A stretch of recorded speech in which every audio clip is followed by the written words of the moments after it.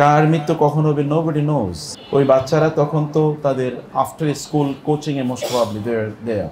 এবং এমন দেখেছে মিরপুরে মানে একজন মা কেঁদে বলছিলেন যে আমার বাচ্চাটা 2 দিন অসুস্থ ছিল এবং এই কারণে স্কুলে অ্যাটেন্ড করতে পারে নাই। আর স্কুলের নিয়ম অনুসারে 3 দিন অ্যাটেন্ড না করলে তারপর তাকে পানিশমেন্ট দেওয়া হয়। তো পানিশমেন্টটা অ্যাভয়েড করার জন্যে আমরা তাকে পাঠিয়েছি, কিন্তু তাকে আর আমরা পাইনি। গতকাল দেখলাম একজন মা তিনি কাঁদছেন, যদিও তার এই কান্নাটা তার সন্তান বেঁচে গেছে। বলছে আমি ওকে অনেক মেরেছি যাওয়ার জন্য, কিন্তু ও যায় নাই। ও না যাওয়ার কারণে আমার জন্য কি এটা ব্লেসিং হয়েছে আল্লাহ তাআলার। ও যায় নাই, এটা আমার জন্য একটা বিশাল বড় রহমত। কখন যে কি হবে কেউ জানে না। মৃত্যু, জীবন এগুলো কেবল আল্লাহর হাতে, এবং এই কারণে আল্লাহর নাম হচ্ছে আল মুহয়ি আল মুমিত। জীবনও তিনি দেন, মৃত্যুকে দেন তিনি দেন। তোমাদেরকে, তোমরা ছোট মানুষ হয়তো বা এখনো বুঝবে না জীবনের মানে কি। তো তারপরেও তোমরা দেখো তোমাদের বয়সের অথবা তোমাদের চেয়ে কম বয়স যারা আছে তারাও কিন্তু আল্লাহ ডাকে সাড়া দিয়ে চলে গেছে। সকল মৃত্যু সমানভাবে মানুষকে নাড়া দেয় না। কিছু কিছু মৃত্যু মানুষের জন্য গভীর ক্ষত তৈরি করে দিয়ে যায়, এবং এটা দীর্ঘদিন পর্যন্ত আমাদের জন্য সোর্স অফ লার্নিং হয়, এবং দিজ আর আই ওপেনার্স। সেটা তোমরাও এখান থেকে শিক্ষা নেওয়া দরকার, তোমরাও ভাবা দরকার। তোমরা এর মধ্যে অনেকেই বড় হয়ে গেছো, বালেগ বা বালেগা হয়ে গেছো। যদিও ওয়েস্টার্ন টার্মিনোলজিতে একটা কিশোর বা কিশোরী বলে শব্দ আছে, ইসলামে কিশোর বা কিশোরী বলতে কোনো শব্দ নাই।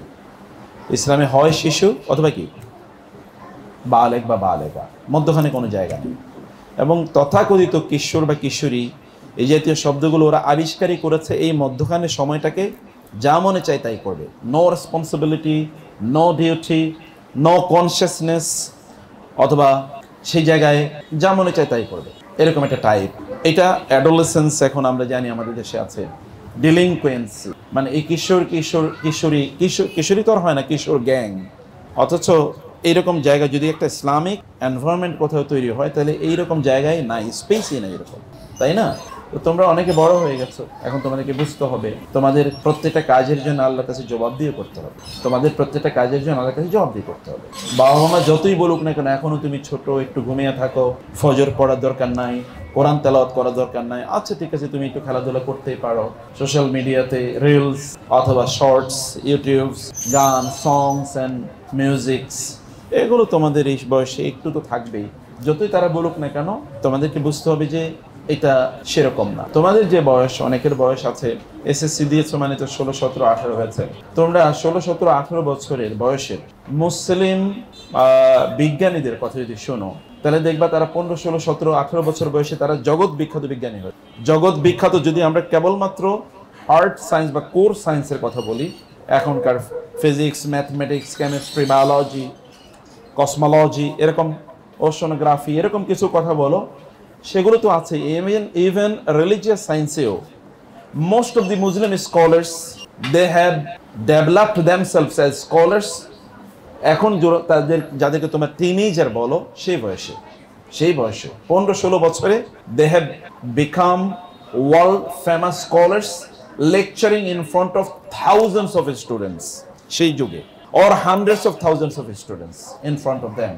এবং শুধু তাই না, they would gather around these young scholars from around the whole world, from all the corners of the world. তখন শিক্ষকদেরকে কেন্দ্র করে একত্রিত হতো ছাত্ররা। যেমন ধরো ইমাম বুখারী যদি বলি, অথবা ইবনে সিনা, এভা সিন বলে ওরা, অথবা ইবনে রুশদ, এভা রুশদ বলে ওরা। তাদেরকে কেন্দ্র করে ওরা মানে একত্রিত। যদি আল খাওয়ারিজমের কথা বলি, আলগরিদম যার নামের উপর ভিত্তি করেই এই ব্রাঞ্চ অফ ম্যাথমেটিক্স এটার নামই নেওয়া হয়েছে, সে আল খাওয়ারিজমকে কেন্দ্র করে পৃথিবীর বিভিন্ন প্রান্ত থেকে লোকেরা একত্রিত হতো। এবং তারা ছিল multi lingual, on one hand বহু ভাষা তারা জানতো, এবং তারা ছিল মাল্টি ডাইমেনশনাল নলেজের অধিকারী, ভার্সাটাইল যেটাকে তোমরা বলো। অনেক একাধারে যিনি ম্যাথমেটিশিয়ান, তিনি আবার কেমিস্ট, তিনি আবার ফিজিসিস্ট, তিনি আবার বায়োলজিস্ট, তিনি আবার মেডিকেল সায়েন্টিস্ট, তিনি আবার কোরআনের এক্সপার্ট, তিনি আবার হাদিসের এক্সপার্ট, তিনি আবার ফিকহের এক্সপার্ট, ভার্সাটাইল নলেজ। তখনকার মুসলিমরা যখন এডুকেশনে গোটা পৃথিবীকে নেতৃত্ব দিয়েছে, তখন স্কলারশিপ কেবলমাত্র কয়েকটা পার্টিকুলার একটা ফিল্ডের মধ্যেই সীমাবদ্ধ ছিল না। এখন তো আমরা একেবারে মাইক্রো লেভেলে গিয়ে আমরা এক্সপার্টিস বা স্পেশালাইজেশনের কথা বলি, কিন্তু তখন মাইক্রো লেভেলের এক্সপার্টিস একজন ব্যক্তি অনেক কিছুর মধ্যে ছিল, যেমন ইবনে সিনা, তার কিন্তু কোরআনের তাফসির আছে, আমি নিজে পড়েছি।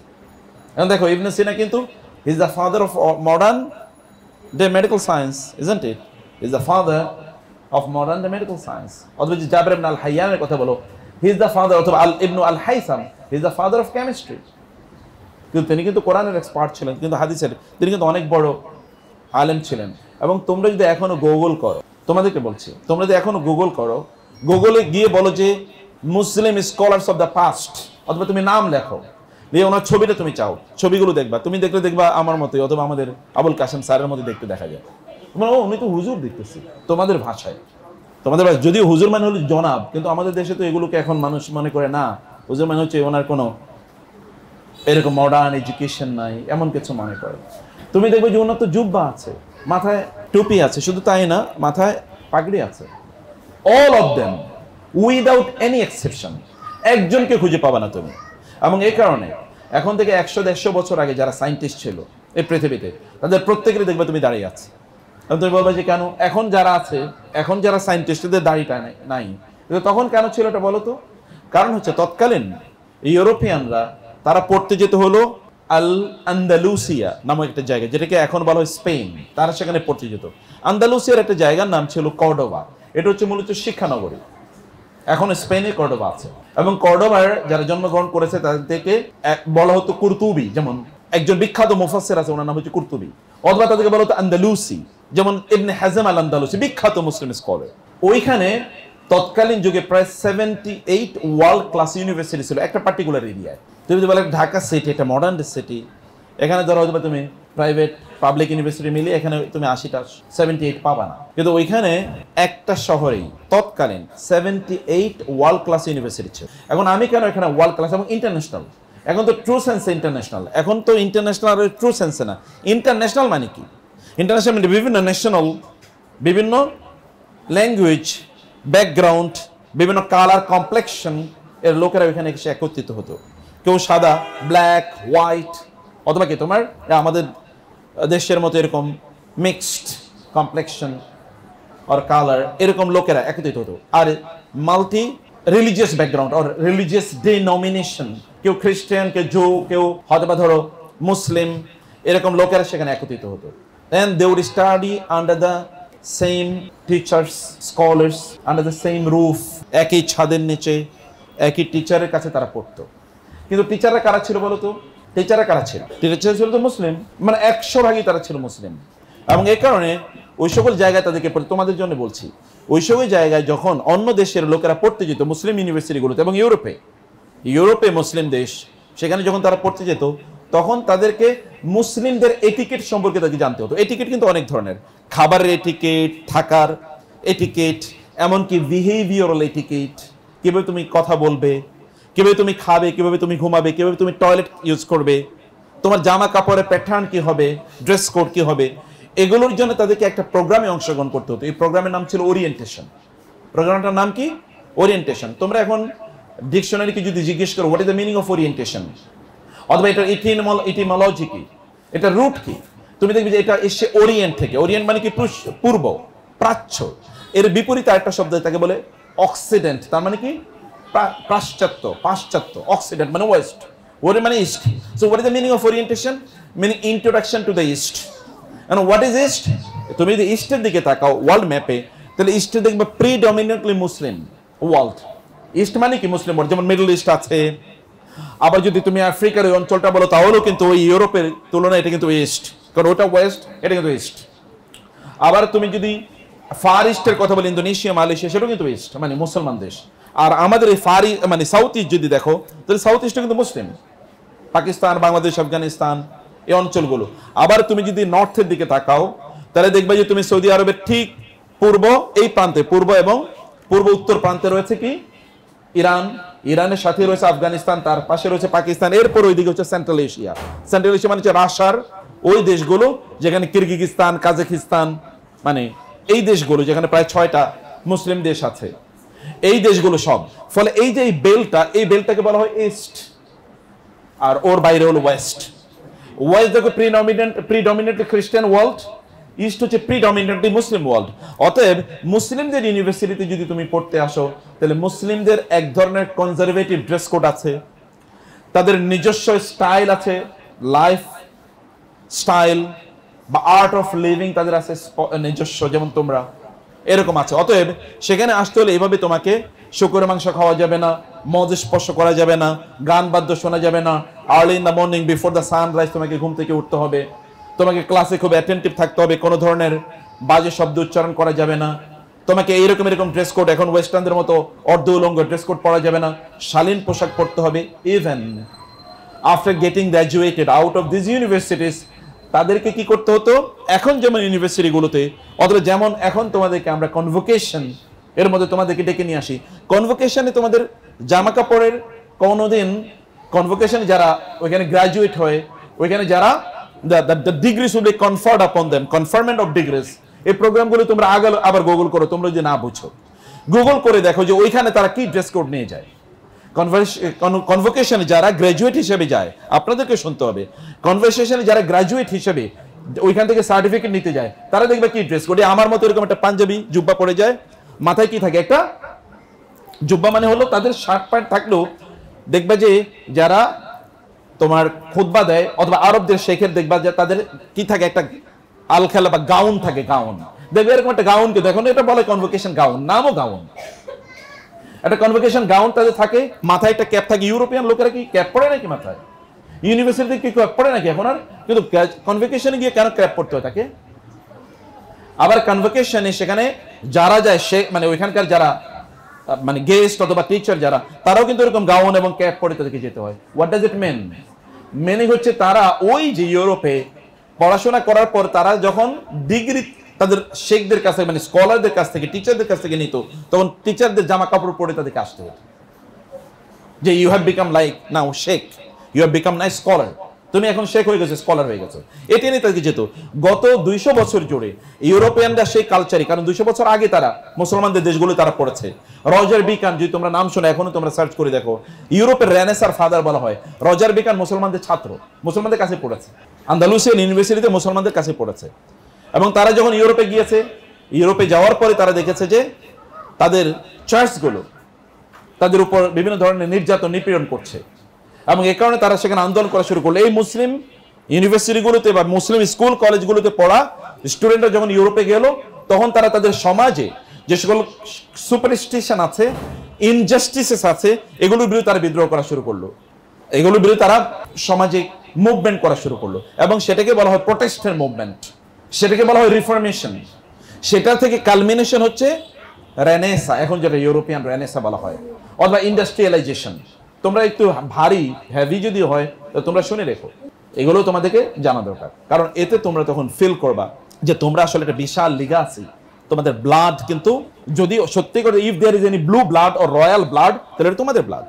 যদি অন্যরা তারা তাদের নিজেদেরকে ব্লু ব্লাড রয়্যাল ব্লাড বলে তারা দাবি করে, এগুলো সব বুয়া, মিথ্যাবাদী, মিথ্যুকদের। কিন্তু সত্যি করে তোমাদের যে ব্লাড তোমাদের রক্তে কিন্তু আসে এরকম যারা এই গোটা পৃথিবীকে জ্ঞান বিজ্ঞান নেতৃত্ব প্রদান করেছিল, not for 100 years or 200 years, for at least 1000, more than 1000 years, প্রায় 1000 বছরের বেশি তার নেতৃত্ব প্রদান করেছে। তোমরা এরকম একটা জাতি, সেটা তোমাদের মাথায় রাখতে হবে, আপনাদেরকে মনে রাখতে হবে। এরা কিন্তু, এবং আমি যখন এই বাচ্চারা যখন এখানে মাইলস্টোনে যখন এরকম বড় একটা ডিজাস্টার হয়েছে, তখন ব্যক্তিগতভাবে আপনাদের চেয়ে বেশি না হলো আমি অনেক বেশি মর্মাহত হয়েছি। কেন মর্মাহত হয়েছি? আমি জানি যে প্রত্যেকটা মুসলিম সন্তান, শিশু মানব জাতির জন্য একটা বিশাল বড় কল্যাণ। অন্যদের শিশুদেরকে তারা এই দীক্ষা দেবে না যে মানব জাতির জন্য তোমার একটা বড় অবদান আছে। অন্যরা হয়তো বলবে পৃথিবীটা মস্ত বড়, খাও দাও ফুর্তি করো, তুমি জাস্ট পড়াশোনা করে study and get educated and then get the degrees and go to the market and get a good job and then marry and then make merry. This is all about life. Make enjoyment. তোমরা মানে enjoy your life, ফুর্তি করো, আনন্দ করো। কিন্তু ইসলাম বলে না। এই যে আমি বললাম তোমরা কিন্তু এখন বালেগা, তোমাদের এখন দায় আছে, দায়িত্ব আছে, তোমার প্রত্যেকটা কাজের জন্য আল্লাহর কাছে জবাবদিহি করতে হবে। কুনতুম খায়রা উম্মাতিন উখরিজাত লিন-নাস, আল্লাহ বলেছেন তোমরা শ্রেষ্ঠতম জাতি, তোমাদেরকে মানুষের কল্যাণের জন্য তৈরি করা হয়েছে। তোমাদেরকে আল্লাহ তাআলা মানুষের কল্যাণের জন্য তৈরি করেছেন। মায়েদের বুঝতে হবে, বাবাদের বুঝতে হবে, আপনার সন্তান মানে হচ্ছে মানব জাতির ভবিষ্যৎ।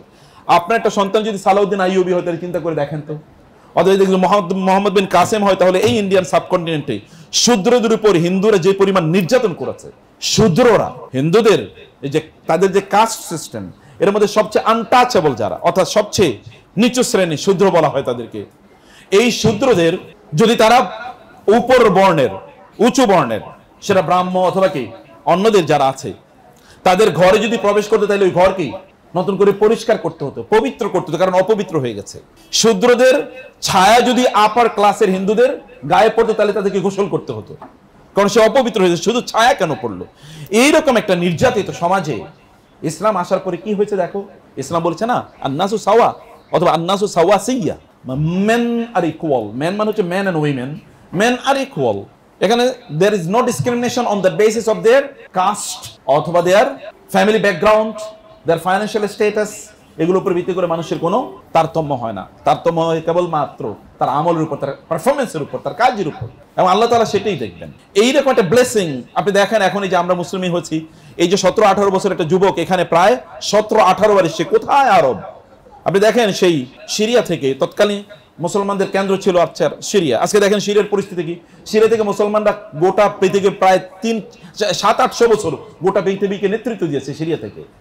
এটা মুসলমানদের কেন্দ্রবিন্দু, এবং ওরা জানে যে এটা মুসলমানদের সেন্টার। এখান থেকে গোটা পৃথিবীকে তারা এত বছর, কয়েকশো বছর তারা নেতৃত্ব দিয়েছে, আবার এখান থেকে নেতৃত্ব দেবে, অথবা এটাকে ধ্বংস করে দিতে হবে। এটাকে স্টেবল রাখা যাবে না। যেমন কেন তারা ইরাককে ধ্বংস করে দিল, কারণ ইরাক থেকে এই গোটা পৃথিবীকে জ্ঞান এবং বিজ্ঞান নেতৃত্ব দেওয়া হয়েছে। তোমরা এখনো যদি গুগল করো ব্যাবিলন, দেখো তোমরা কি মেসোপটেমিয়ান সিভিলাইজেশন। মেসোপটেমিয়ান সিভিলাইজেশন মানে হচ্ছে গোটা পৃথিবীকে সিভিলাইজেশন শিখিয়েছে এরা, অথবা এই দেশ ধ্বংস করতে। আচ্ছা তোমরা বলো কেন আফগানিস্তানের বিরুদ্ধে ওদের এত ক্ষোভ?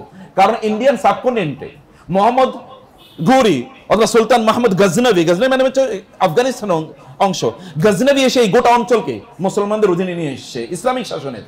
এই যে মোগলরা করতে গেছে, ইখতিয়ারউদ্দিন মোহাম্মদিন বখতিয়ার খিলজি তো আফগানিস্তান থেকে এখানে এসছে, অথবা আফগানিস্তান তাদের টার্গেট। এরা বুঝতে হবে ওয়ার্ল্ড পলিটিক্স কি।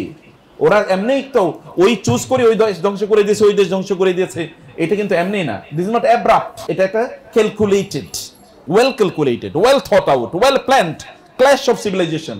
তোমরা স্যামুয়েল হান্টিংটন তার বইটা পড়বা, তোমরা বড় হয়েছো, তোমরা যখন ইংরেজি বুঝো, তার বইটা পড়ো, দেখো ওরা কি বলেছে। ওরা বলেছে এই পৃথিবীতে কেবলমাত্র ওয়েস্টের সাথে দ্বন্দ্ব হবে কেবলমাত্র ইসলামের, আর কারণ না।